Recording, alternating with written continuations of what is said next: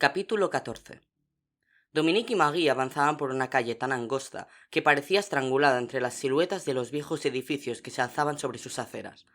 No todo en París son edificios napoleónicos y grandes avenidas, aunque aquella ocasión no era la ideal para eludir las vías más concurridas.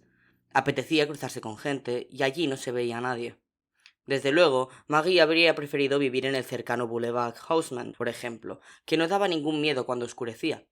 Ya se había hecho de noche, y la luz amarillenta de las farolas se reflejaba en el cristal de los portales que iban dejando atrás. Pequeños charcos junto a los bordillos delataban una reciente lluvia. ¿Seguro que no quieres que te empuje?, preguntaba ella, interrumpiendo su caminar junto a la silla de ruedas de Dominique. No me cuesta nada. No hace falta, gracias. Él tuvo claro que no podía permitirse un síntoma de debilidad semejante. Ya estoy acostumbrado. ¿Has visto qué brazos tengo? Maggie, olvidando por un momento su preocupación, se echó a reír. Dominique la obligó a que palpase sus bíceps. Vale, terminó aceptando ella. Estás fuerte, sí. Él bromeaba sin convicción en medio de una calle vacía, demasiado vacía para la hora que era. O a lo mejor era normal en aquella zona, se dijo, dudando de su propia suspicacia. Quizás sus intentos de asustar a Maggie lo habían acabado convenciendo a él mismo de algún peligro inexistente. En otras circunstancias, Dominique habría pensado que era el momento perfecto para intentar un beso de agradecimiento, pero no acababa de sentirse cómodo. No lograba saber por qué, pero hacía rato que había dejado de apetecerle aquel inofensivo juego con la chica. Ya no le hacía gracia, quería irse a casa también. Y pronto. ¿Qué pasa?, inquirió ella. Te veo más serio que antes. ¿Has visto algo? Ahora a Dominique ya no le interesaba que Maggie se asustase. Negó con la cabeza. Pensaba en los exámenes. Eso es todo. Ella no se dejó convencer. No me mientas. Yo tampoco me quito de encima una sensación rara. Es como si presintiese que me están espiando, ¿sabes? A lo mejor son tonterías mías, porque no se ve a nadie. Aún así, te agradezco mucho que me acompañes. Me he dado cuenta de que esta zona de París no es segura. Por lo menos hasta que cojan a los que mataron a Delaveau. Cuando se asustaba, los ojos de Maggie se agrandaban y parecían más azules. Dominique, admirando su atractivo, tuvo que reconocer que ella había logrado identificar la sensación de angustia mucho mejor que él. Sí, tenía que ser eso. Alguien debía de llevar todo el camino siguiéndolos. Esa era la vaga impresión que se había alojado en su pecho. Pero, por más que se volvía, sus ojos no se detenían en nada sospechoso. ¿Y si lo sospechoso era, precisamente, que no hubiera nadie por aquellas calles? ¿Siempre hay tan poca gente por aquí?, preguntó, nervioso. Ella se encogió de hombros. No siempre. La mayoría de las veces me cruzo con alguien. Será mejor que sigamos hacia tu casa, terminó el chico, inquieto. Cuanto antes lleguemos, mejor. Se hace tarde. Mentira, no era tarde. Al menos para aquellas fechas. Apenas hacía media hora que había oscurecido. Pero, conforme avanzaba la noche, se iba condensando en Dominique una inexplicable intuición de que algo malo iba a ocurrir. Y su instinto de supervivencia, activado de forma inconsciente, le decía que no debía pillarlos al descubierto. Fuera lo que fuese, había que refugiarse. Siguieron caminando. El chico hacía girar con energía las ruedas, obligando a su compañera a acelerar el paso. Ya no hablaban. Quedan 4 portales, anunció Maggie con voz tensa. Lo que Dominique le faltaba era algún indicio que justificase su extraño malestar. Necesitaba algún dato objetivo. Sus ojos seguían recorriendo con celo vigilante todo lo que los rodeaba sin lograr captar nada amenazador. No obstante, la agobiante sensación se resistía a abandonarlos. Y eso era mala señal. Mientras no localizase el origen del peligro, continuarían en una posición muy vulnerable. Se oyó un maullido unos metros más adelante. Dominique agarró con fuerza a Maggie por una manga, obligándola a detenerse en seco.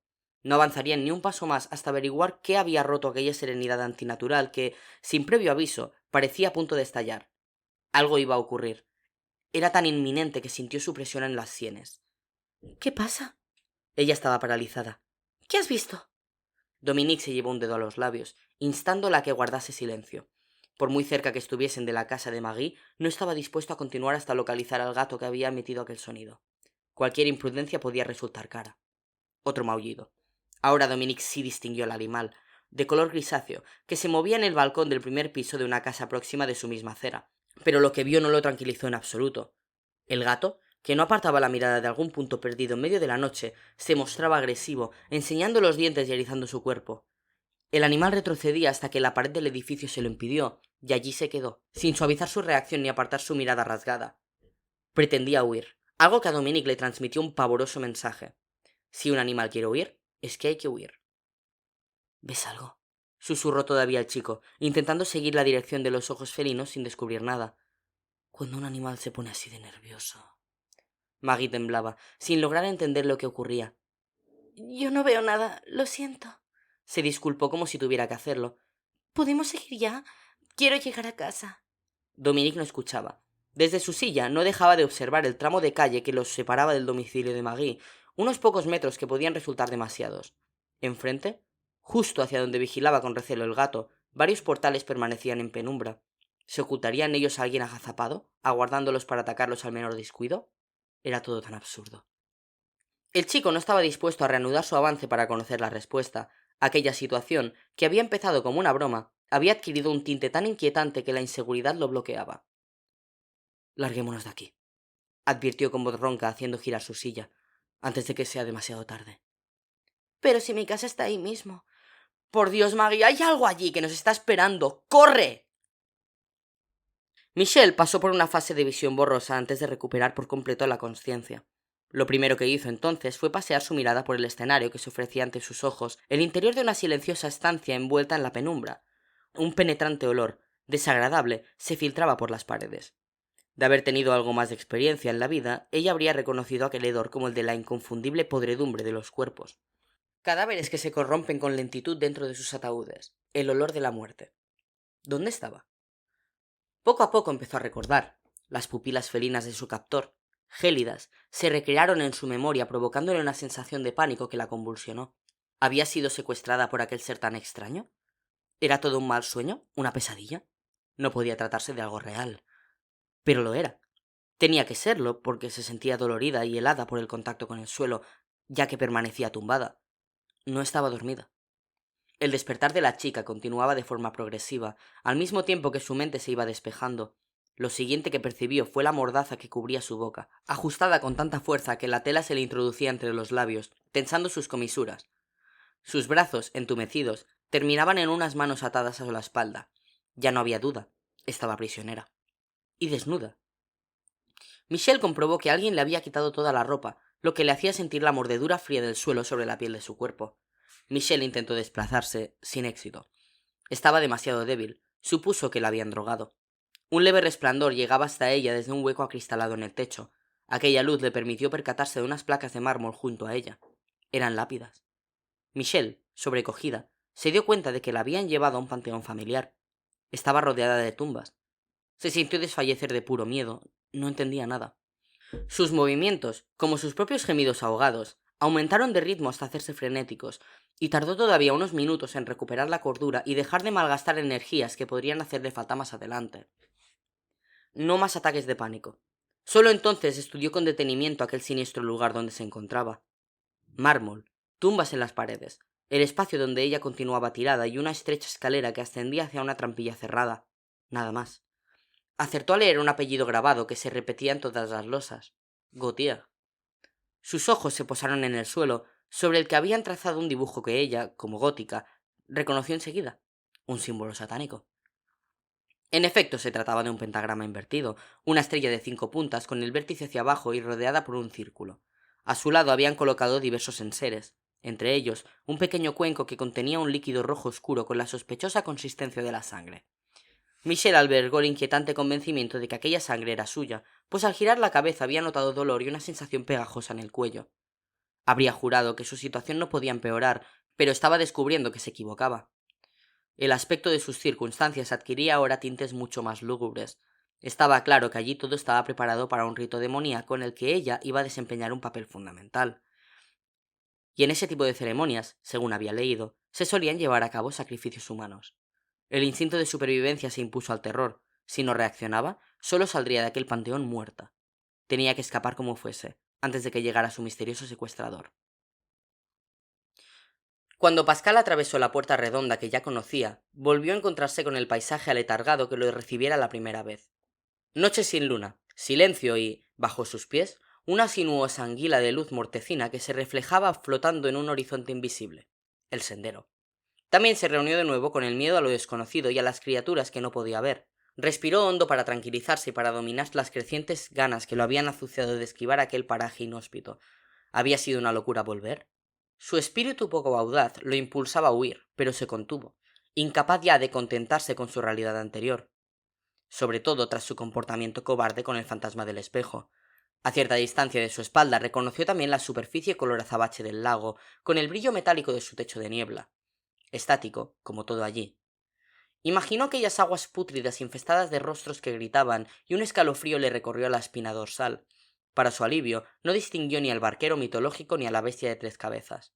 No quiso entretenerse más. Aquella zona vacía le transmitía malestar y era consciente de que disponía de poco tiempo del mundo de los vivos, antes de que Jules volviera a buscarle al desván. Cargado con las ropas que le sirvieran de disfraz en la fiesta de Halloween, inició su avance hacia el cementerio de Montparnasse.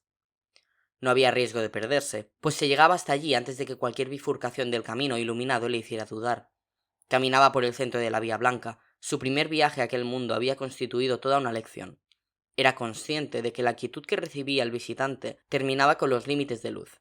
Más allá de ellos, en el reino difuso de la oscuridad, pululaban extrañas criaturas. Su llegada al cementerio, un rato después, fue distinta a la primera vez, ya que todos lo esperaban sin esconderse.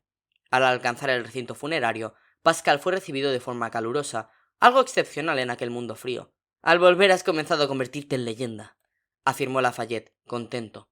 Tu cuerpo y tu mente van asimilando tu nueva identidad. No has renunciado a tu condición de viajero. Te ha enganchado la magia de lo sagrado, de lo ancestral. Me ha enganchado el protagonismo, se dijo él con sorna, y la fama, aunque sea entre los muertos. No creáis que lo hago tan bien, reconoció Pascal, algo avergonzado por lo que se disponía a contarles. Esto me va todavía grande. Sabía que, tarde o temprano, aquellos espíritus se enterarían de su patética negativa a ayudar a la madre de Daniel Lebowitz, así que prefirió comunicárselo él mismo. Una humillación así le resultaba menos hiriente que provocar futuras decepciones. En un instante de especial enfado consigo mismo, se planteó si podían desposeerlo de aquel título que había logrado al atravesar la puerta oscura. Un mérito, si es que no constituía, en realidad, una tragedia, obtenido por accidente, por casualidad. Eso no había que olvidarlo. Pascal aún tenía que demostrar que lo merecía, y para ello, con suma modestia, lo que pedía era tiempo. Más tiempo. No se puede triunfar en la primera batalla, lo animó el capitán Meyer en cuanto el chico terminó su explicación, palmeándole la espalda. Acabas de iniciarte como viajero. Todo requiere un proceso. Lo importante es la materia prima. Y tú la tienes. Confía en ti como hacemos nosotros. Estoy de acuerdo. Lafayette coincidía con el militar. Ese fantasma hogareño puede esperar. Ahí seguirá para cuando estés preparado. El error ha estado en su impaciencia, no en tu actitud. La prudencia es una virtud poco valorada. Pascal se vio reconfortado por aquellas palabras. De cobarde pasaba a verse como prudente, y aunque aquel planteamiento no acababa de convencerlo, al menos lo animó. Como comprobar que, tarde o temprano, podría responder a la llamada de aquel fantasma del espejo y recuperar así su dignidad algo dañada. Os agradezco vuestra comprensión, dijo el viajero. Todo esto supone para mí un giro tan brutal. En la vida los grandes momentos son los de ruptura con lo anterior, de cambios radicales, afirmó Lafayette. Y en esas ocasiones hay que tener la valentía de apostar para llegar lejos. Y tú lo has hecho.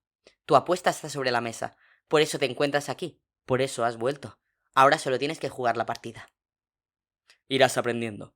Entonces Meyer se apresuró a matizar, mientras estiraba la chaqueta del uniforme. Aunque a veces los acontecimientos se precipitan y no te queda más remedio que recibir lecciones en plena acción. Hay que estar preparado para todo, muchacho. Y así todo se supera. Aquella aclaración, previsible, no entusiasmó a Pascal. Él era más de procesos graduales, no de avanzar a saltos, una dinámica que podía encajar mejor para Michel o Dominique. Intentaré hacer lo mejor que pueda, se comprometió. Más no puedo ofrecer. Perfecto, concluyó Lafayette. Con tu convicción es suficiente. A partir de ahora solo irás a mejor. Ya lo verás. Bueno, cambió de tema Meyer. ¿Y qué te ha parecido el recibimiento? Pascal sonrió, satisfecho. Muy diferente al primero, la verdad. No he tenido que buscaros entre las lápidas. Es que el único lugar donde estamos a salvo es nuestra tumba, aclaró el capitán. Por eso, cuando percibimos alguna presencia desconocida, nos refugiamos hasta comprobar que no hay peligro. Pero a ti ya te hemos catalogado como amigo, así que hemos renunciado a esas cautelas. Bueno, pero la primera vez tú sí acabaste hablándome, adujo Pascal. Saliste a mi encuentro. Te arriesgaste. El militar asintió. Para entonces ya nos habíamos dado cuenta de que eras un vivo. Se echó a reír. Aunque nadie se atrevía a dar el primer paso, por eso tuve que hacerlo yo. Pascal aprovechó entonces para entregar las ropas que le dejaran para la fiesta de disfraces y explicó el éxito que había obtenido gracias a ellas. Aquel peculiar auditorio lo recibió con entusiasmo y muchas risas. Pero ahora lo que le interesaba a Pascal era conocer aquel mundo, así que volvió al tema de la prudencia ante los desconocidos. Pero si estáis muertos. A Chico lo dominaba un cierto pudor cada vez que hacía referencia al estado inerte de aquellos individuos, como si invadiera su intimidad. ¿De qué podéis tener miedo? Los difuntos se miraron entre sí. El joven Charles Lafayette tomó la palabra. Este mundo que ves es una simple estación de paso, Pascal. Muy poca gente, al morir, es enviada directamente al bien o al mal. La mayoría debemos pasar un tiempo en esta realidad, una suerte de dimensión paralela al mundo de los vivos. Es lo que llamamos el tiempo de espera. En el bien o en el mal todo es definitivo, continuó Meyer. Pero en el tiempo de la espera, las almas son vulnerables. Por eso hemos de protegernos.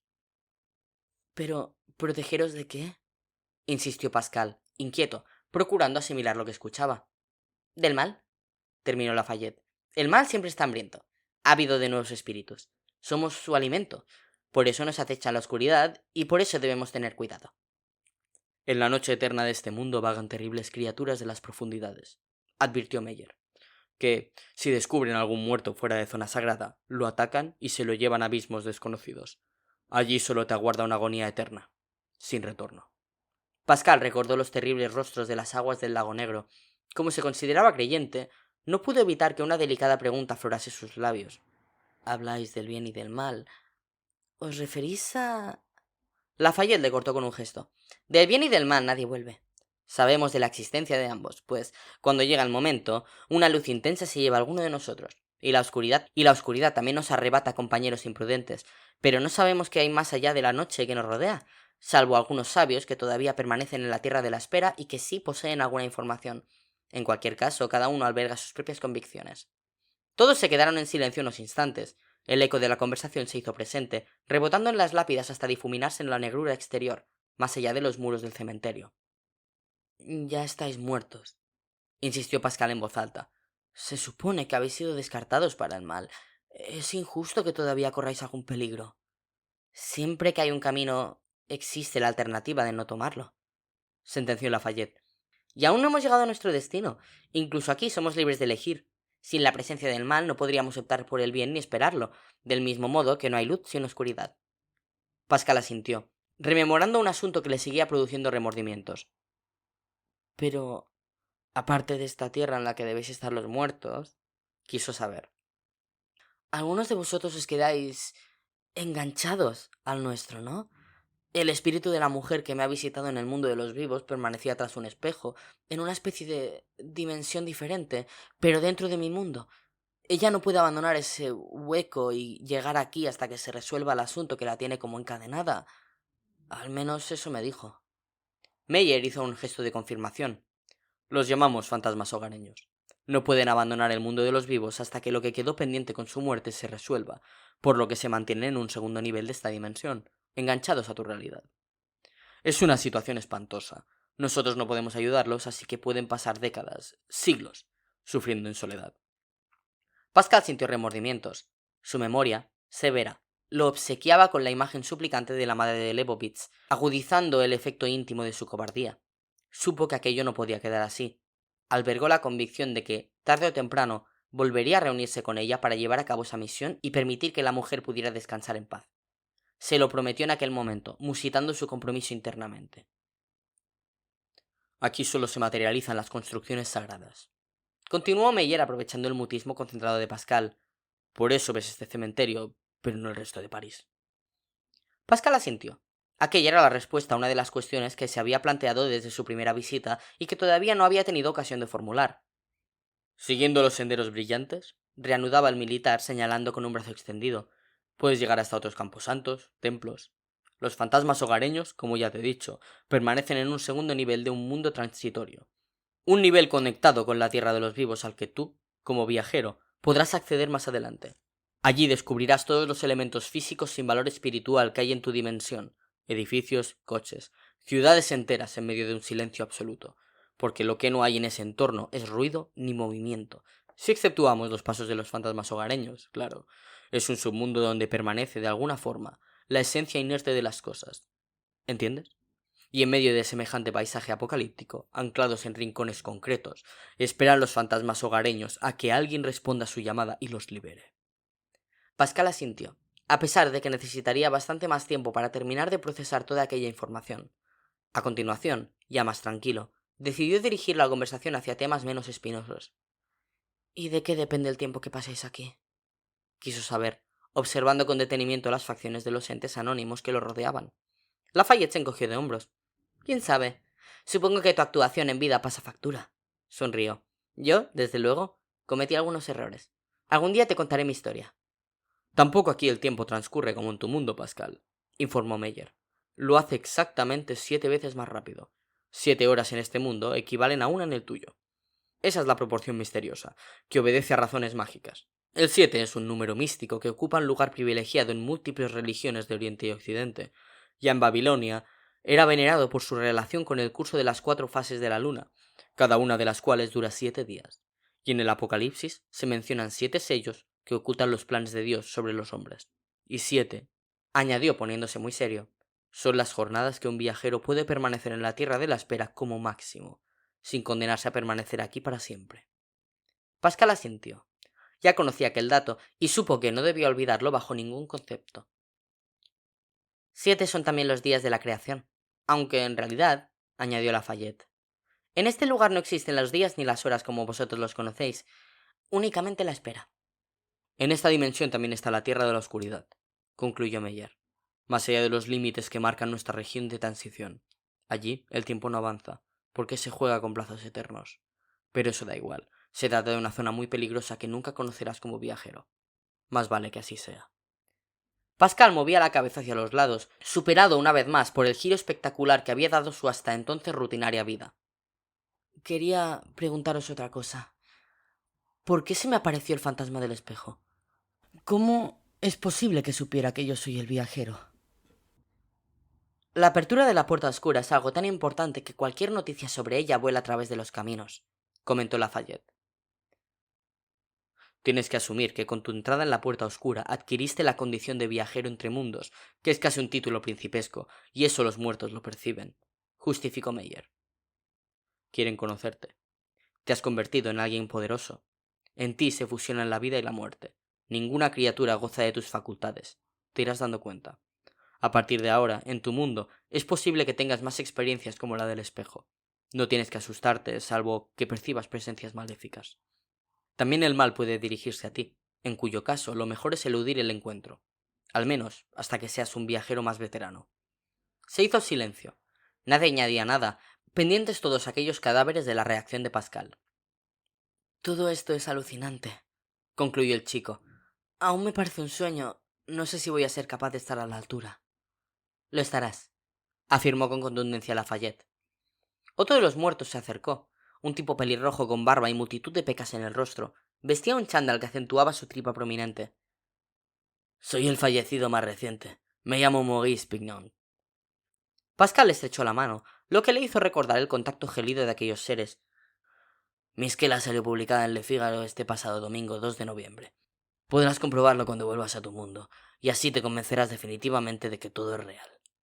Pascal pensó que ya no hacía falta, que a estas alturas, con todo lo que le había ocurrido, no dudaba de que aquello era tan real como las clases en el instituto. El gran descubrimiento es que hay varias dimensiones que conforman una única realidad, terminó Lafayette. Esa es la clave. Diferentes regiones para un mismo reino. Una misma realidad. El difunto acababa de recordar a Pascal, de forma indirecta, el crimen del profesor de Lavaux. Había llegado el momento de seguir el rastro de aquel sádico asesinado. ¿Ha llegado aquí un profesor llamado Henry de Lavaux? Preguntó muy serio. Capítulo 15. La verdad es que su experiencia es más que suficiente, afirmaba el director del instituto, sentado en el sillón de su despacho. Además, no disponemos de tiempo para iniciar un proceso de selección, así que su presencia es casi milagrosa, señor Darny, recordó el caballero de tez pálida que permanecía sentado al otro lado del escritorio. Alfred Varney. Monsieur Varney, ¿le han comentado el horario que tenía el profesor de Lavaux? Las clases para adultos comienzan muy tarde para no coincidir con los chicos, por eso le he citado a esa hora. Sí, ya lo sé, Pero no me importa. Estoy acostumbrado a trabajar por la noche. Me gusta. Perfecto. Las condiciones económicas también las conoce. Lo que lamento son las circunstancias en las que va a sustituir a su predecesor. Su muerte ha debido de causar un tremendo impacto en la comunidad escolar. Es cierto. Todavía no nos lo creemos. Pobre Henry. Era muy trabajador. Siempre es una desgracia perder a un compañero. Me siento un poco mal al obtener un empleo de este modo, pero... El director rechazó aquella idea con rotundidad. Usted no puede hacerse responsable de los acontecimientos. Ha sido una cuestión de casualidad. Nada más. ¿Cuándo podrá empezar? Mañana mismo, si quiere. La educación no admite demora. Desde luego. Pues entonces su primera clase será la de historia. Mi especialidad. Bagni se mostró complacido. No lo defraudaré, señor director. Estoy seguro. Mucha suerte. Gracias. El sustituto de Delaveau se levantó de su silla. Alto y delgado, vestía un traje oscuro e impecable. Su rostro, de facciones suaves, contrastaba con unos ojos penetrantes. Se despidió del director y se dispuso a abandonar la estancia. Por cierto, añadió el director antes de que Bagni cerrase la puerta. Le está sangrando un labio. Tiene un lavabo aquí al lado si quiere limpiarse. Vaya, muchas gracias. Pero no pasó por el baño. Prefirió utilizar la lengua para quitarse los restos de la boca. Aquella sangre no era suya. Los seres de ojos apagados que tenía delante se miraron extrañados. ¿Henry Delaveau? Aquí nadie responde a ese nombre, contestó Meyer. ¿Ha muerto hace poco?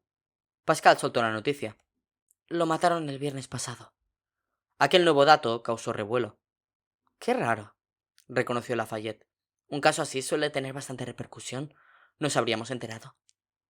A lo mejor lo han enterrado en Père-Lachaise o en Montmartre, opinó Pascal, aludiendo a otros cementerios importantes de París. De todos modos lo sabríamos, señaló Lafayette. Esto es muy raro.